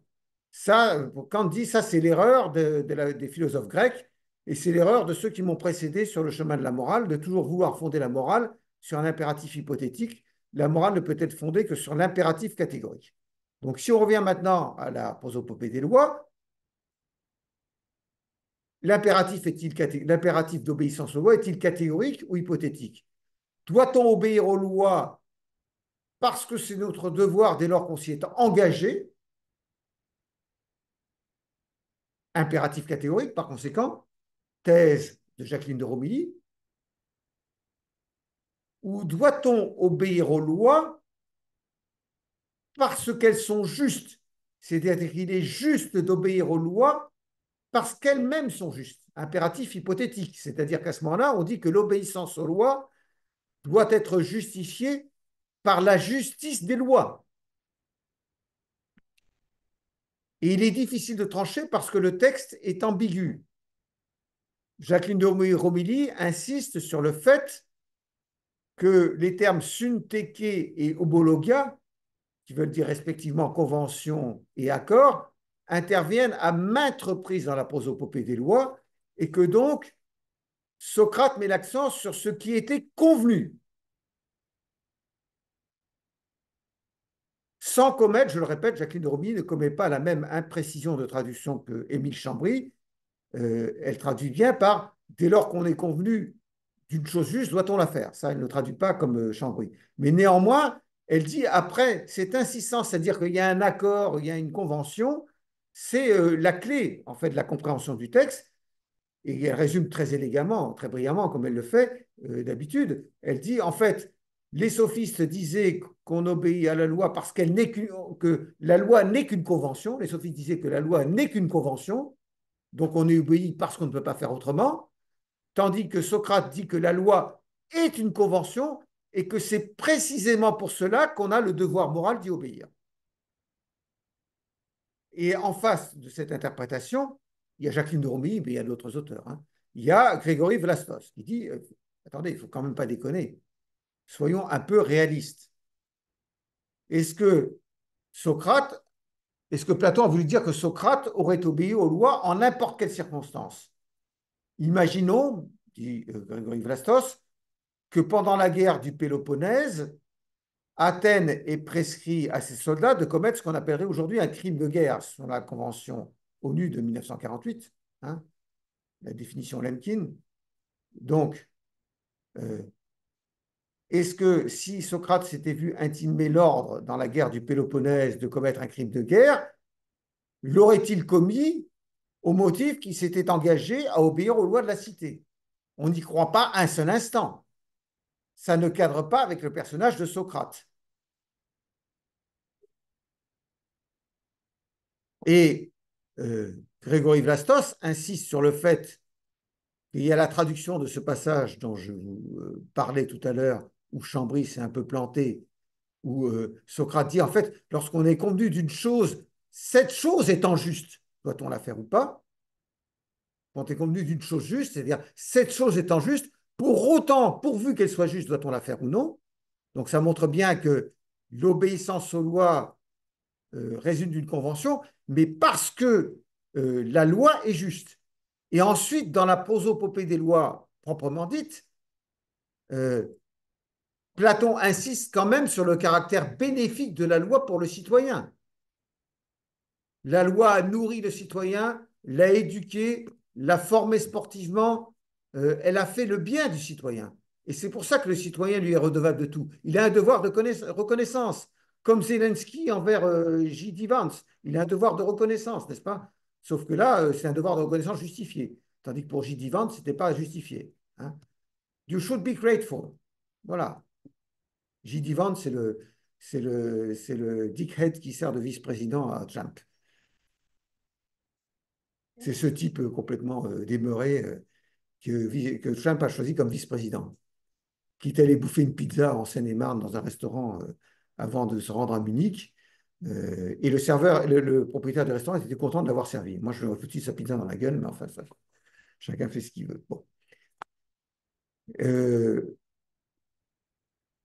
C'est ce mec complètement débile, là, avec des yeux bleus acier, là, qui a expliqué qu'il ne voyait pas pourquoi les États-Unis devraient prendre parti entre l'Ukraine et la Russie, que c'était beaucoup trop compliqué, que c'était des histoires de querelles ethniques ou de querelles de nationalité ou de querelles de langue. Ce ne sont pas des querelles de langue. Beaucoup d'Ukrainiens sont russophones, à commencer par Zelensky, il est russophone. Donc, ce ne sont pas des querelles de langue, c'est une querelle de démocratie et d'impérialisme. Voilà ce que c'est la guerre en Ukraine. Une démocratie qui lutte contre un empire totalitaire. Donc, dans la prosopopée des lois, dans la première partie de la prosopopée des lois que je vous ai dit tout à l'heure, qui est donc la quatrième partie du texte, et la première partie de la prosopopée des lois, il y a l'insistance sur le caractère bénéfique de la loi pour le citoyen. Donc pourquoi insister sur le caractère bénéfique de la loi pour le citoyen, sinon pour dire que la loi est juste et que c'est pour cette raison que le citoyen s'est engagé à lui obéir. Alors à ce moment-là, à ce stade, euh, euh, des développements, Vlastos illustre sa pensée en donnant des exemples tirés d'autres textes de Platon. Parce qu'il dit, attention, si on dit qu'il y a un impératif catégorique dans la prosopopée des lois, ça veut dire qu'on exclut par définition qu'il puisse y avoir un conflit entre le devoir d'obéir aux lois de la cité et un devoir moral qu'il y aurait de ne pas y obéir. On peut imaginer, dit Vlastos, qu'il existe un conflit entre le devoir d'obéissance aux lois de la cité et un devoir moral qui obligerait en conscience. Certes, comme je vous l'ai dit, Socrate, à la différence des sophistes, pond le devoir d'obéissance aux lois sur un devoir moral. Mais on peut imaginer que ce devoir moral, qui est en même temps un devoir juridique, parce que les lois, il faut les respecter, sinon il y a des sanctions, mais c'est un devoir non seulement moral, mais juridique, il pourrait entrer en conflit avec un autre devoir strictement moral qui n'obligerait qu'en conscience. Alors, je vous ai donné l'exemple du crime de guerre que Socrate, qu'on aurait pu imaginer que Socrate se voit ordonné de commettre pendant la guerre du Péloponnèse, mais sans aller jusque-là, euh, on peut donner un exemple dans un texte de la République que j'ai déjà cité souvent, livre premier de la République. Simonide dit que la justice consiste à restituer à chacun ce qu'on lui doit. La justice consiste à restituer à chacun ce qu'on lui doit. Et là, Socrate, j'y ai fait allusion tout à l'heure, au début de la première heure, dit, mais attends, si un de tes amis te prête une arme et qu'il devient fou ensuite, dois-tu lui restituer l'arme au risque qu'il se blesse, qu'il se tue, ou qu'il blesse ou qu'il tue quelqu'un d'autre? Et Polémarque répond, ben non, je pense que là, il y a un problème. Il ne faut pas restituer l'épée. Parce on doit vouloir du bien à ses amis et non pas du mal. Si on lui restitue l'épée, on lui voue du mal. Et à ce moment-là, Socrate enchaîne en disant, mais alors donc la justice, ça consiste à vouloir du bien à ses amis et du mal à ses ennemis, n'est-ce pas? Polémarque dit, oui, c'est ça. Polémarque dit, oui, effectivement, c'est ça. Et là, Socrate lui démontre que ce n'est pas ça non plus. Hein. C'est rejoindre la thèse de la République dans le livre 1, rejoint la thèse du Criton, à savoir qu'on ne doit jamais répondre à l'injustice par l'injustice. Hein. Mais avant cela, cette histoire d'épée, qu'est-ce qu'elle illustre en fait? Cette histoire, je ne sais plus si c'était une épée ou un poignard, peu importe, hein, ou une grenade, enfin non, une grenade, non, il n'y avait pas de grenade à l'époque. Donc, qu'est-ce que ça illustre? Un conflit, souligne Vlastos, entre un devoir juridique de restituer les choses prêtées. Quand une chose a été empruntée, il faut la restituer. Et un devoir moral, en conscience, je ne peux pas restituer une arme à mon ami qui va s'en servir pour se tuer lui-même ou pour tuer d'autres personnes. Il y a un conflit entre un devoir moral et un devoir juridique. Et quand même, Socrate dans la République laisse entendre que c'est le devoir moral, le devoir de conscience qui doit prévaloir. Donc, si on rapproche ce texte de la prosopopée des lois, on doit en conclure que Platon n'a pas voulu dire que Socrate estimait qu'il fallait obéir inconditionnellement à la loi parce qu'on s'y était engagé, parce qu'une proposition aussi catégorique, c'est le cas de le dire, un impératif catégorique de cette nature, n'est pas conciliable avec ce texte de la République. Puis il y a d'autres textes. Il y a un texte dans l'Apologie de Socrate, c'est le texte qui concerne l'affaire de Léon de Salamine. Vous savez que Socrate déclare à ses juges, j'ai toujours été respectueux des lois et je n'ai jamais commis d'injustice. En témoignent deux épisodes de ma vie. quand j'ai refusé la mise en accusation collective des généraux à la suite de la bataille navale des îles Argineuses, d'une part, et d'autre part, lorsque les 30 tyrans m'ont donné l'ordre d'aller chercher Léon de Salamine pour qu'il soit mis à mort et que ses biens lui soient confisqués. Et Socrate dit, j'ai refusé d'obéir à cet ordre injuste. Mais il ne dit pas cet ordre illégal. Donc, que veut-il dire exactement? Parce que les 30 tyrans avaient le pouvoir, somme toute. Donc, leurs ordres étaient légaux. Donc, il n'a pas voulu respecter cet ordre parce qu'il était injuste. On pourrait interpréter ce texte comme un démenti que l'obéissance à la loi, pour Socrate, relève d'un impératif catégorique.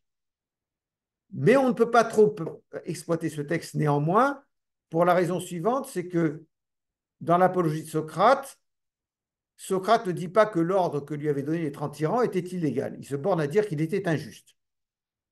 Donc, il ne présente pas ça comme un conflit entre la légalité et un devoir de conscience.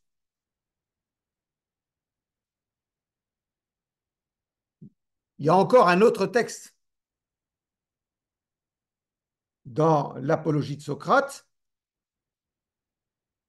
C'est un peu plus loin dans l'apologie de Socrate. Socrate répond, dit à ses juges, je vous préviens, si la condition de mon acquittement, c'est que je renonce à philosopher, parce que, bon, en fait, tout ça, ça vient du fait qu'il philosophait, c'est-à-dire qu'il se baladait sur l'agora et qu'il posait des questions qui le dérangeaient.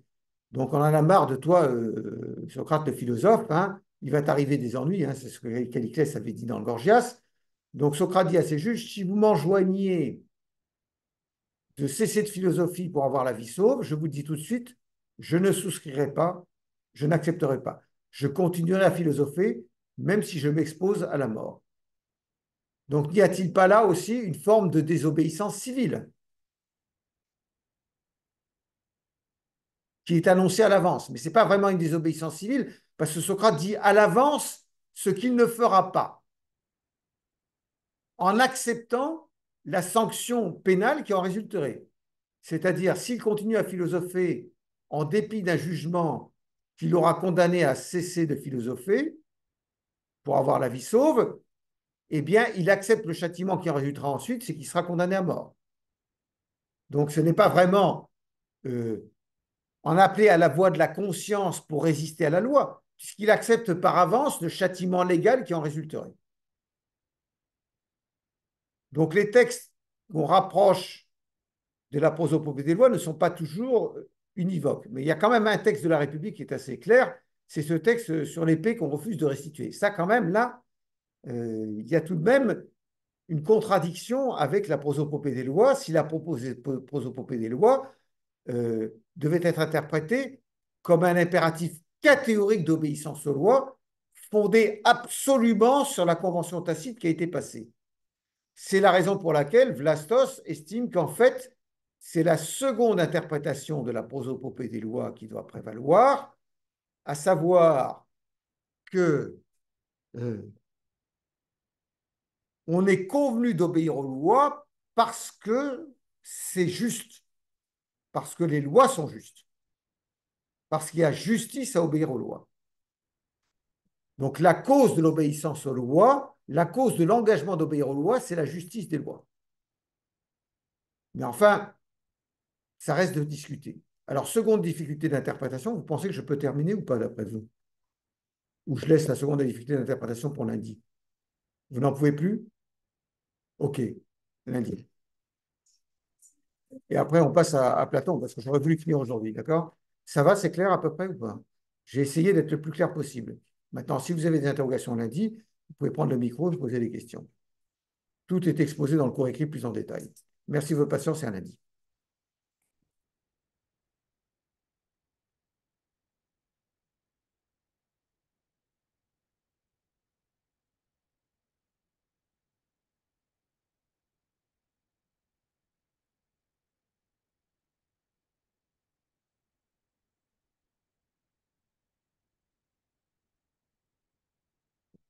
S'il n'y a personne dans la salle, je vais en profiter pour mettre l'enregistrement en ligne dès maintenant. Mais vous savez qu'il faut le temps que Zoom le traite, hein. Donc, il est disponible en fait que 2 ou 3 heures après, parfois immédiatement, parfois 2 ou 3 heures après. Oui, parce que le podcast, c'est. Oui, plutôt. Puis alors, le podcast, on ne peut pas analyser un texte comme ça, parce qu'il n'y a pas de partage d'écran avec le podcast. C'est pour ça que c'est pour ça que j'ai exhorté la DSI de me laisser le podcast jusqu'à ma retraite. Zoom jusqu'à ma retraite. Je dis, le 30 septembre 2025 à 23h59, vous pouvez arrêter avec Zoom. Non, mais moi j'ai une position un peu privilégiée, je ne devrais pas le dire, mais je ne suis pas limité dans le volume comme les autres enseignants. Ouais. Ils ont voulu me faire cette fleur, c'est gentil. Vous êtes un peu battu avec eux. C'est pas une fleur. C'est-à-dire que je n'ai pas un très bon caractère, donc évidemment, au départ, ce n'était pas très diplomatique, c'était plutôt du genre You don't have the cards, you should be grateful, hein. C'était plutôt ce style-là. En tout cas, ça vous arrange tout.